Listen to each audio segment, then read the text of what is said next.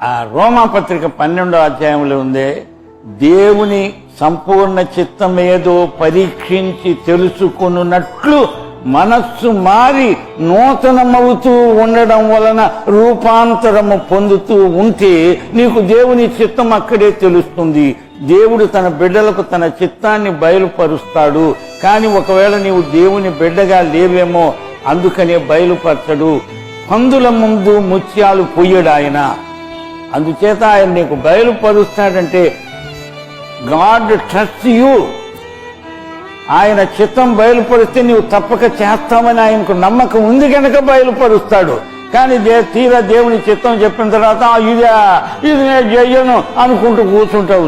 నీ బలహీనత ఆయనకు తెలుసు. అలా కాదు, దేవుని చిత్తమేదో పరీక్షించి తెలుసుకున్నట్లు మీరు మనస్సు మారి నూతనం అవుతూ ఉండాలి. మనస్సు మారడం అంటే అర్థము ప్రతి నిమిషము మారాలి మన మనస్సు. నేనటి మనస్సు ఈ రోజు ఉండకూడదు. ఎందుకంటే యేసుప్రభు యొక్క మనస్సును మనము రోజు రోజు నేర్చుకుంటున్నాం కాబట్టి. అందుచేత ఆయన మనస్సును మనము కలిగి ఉండడమే repentance. Repentance is our life style. ప్రతి నిమిషం కూడా నడుస్తున్నప్పుడు ఎక్కడో తప్పటడుగు వేస్తాము. ఐఎమ్ సారీ అని చెప్పాలి, మళ్ళా ఆయన అడుగులో అడుగు వేయాలి. కనుక రిపెంటెన్స్ ఎప్పుడో సంవత్సరానికి ఒకసారో ఎప్పుడో ఏడుపు వచ్చినప్పుడు ఓ ప్రభు అని అరగంట ఏడ్చి మళ్ళా ఎప్పటికాలు ఇచ్చితే అన్నట్టు బతికితే అది బుద్ధి లేని క్రైస్తవం అంటారు. అని చెప్తేనే బులే క్రైస్తవం అని. ఇట్లాంటి వాళ్లకు క్రైస్తవ పిచ్చాసుపత్రి ఒకటి కట్టించాలి. ఏమండి నీ మారు మనస్సు పొంది 5 సంవత్సరాలు అంటే ఈ మధ్య ఎప్పుడు పొందలేదా అంటే లేదంటే నీ మారు మనస్సు ఎగిరిపోయింది గాలికి అని చెప్పారు. ఏం మారు మనస్సు? ఎన్నిసార్లు? జీవితం అంతా మారాలి మారాలి మారాలి.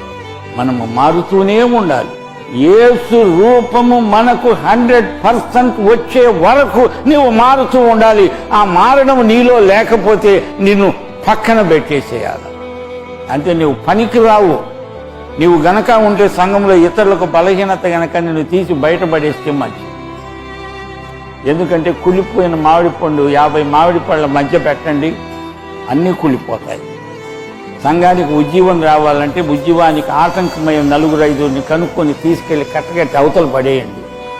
సంఘంలో ఉజ్జీవం వస్తుంది. ఉజ్జీవం రాకపోతే నిర్జీవం అయిపోతుంది. ఉజ్జీవం అని పాటలు పాడితే ఉజ్జీవం వస్తుందా? ఉజ్జీవానికి ఆటంకం ఏదో తెలుసుకొని దాన్ని తీసి అవతల పాడేయాలి. చేదు వేరే ఏదన్నా ఉంటే కట్ కట్ కట్.